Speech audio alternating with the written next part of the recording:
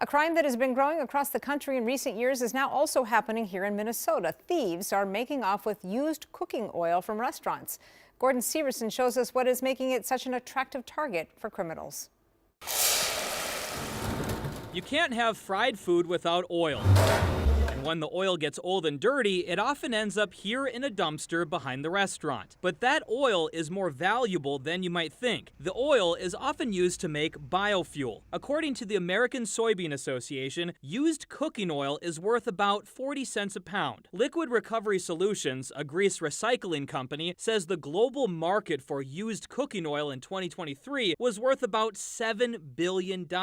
And that number is expected to double in the coming years. And criminals are now taking advantage of that growing demand. An employee at Great Moon Buffet in Maplewood says they discovered someone was stealing their oil when their monthly recycling checks suddenly went from a few $100s to around $30. They now have a camera to provide extra security. An employee at New Hong Kong Walk in New Brighton says their oil was stolen as well, but they didn't know until they received a call from their grease recycling company. And it's very possible that other restaurant owners are falling victim to this crime. I talked to one restaurant manager who uses this dumpster here, and she tells me that she used to get checks for about $20 to $30, and suddenly the check stopped coming. She thought maybe they were just using less oil. She really didn't think much of it. I asked her, do you think that possibly someone is breaking in and stealing your oil? She says, it's possible, I just don't know. Sanimax, which services many of the restaurants in the Twin Cities metro, says they are, quote, concerned about grease theft, and they are working with local law enforcement to prosecute anyone who is caught stealing oil. Gordon Severson, KARE 11 News.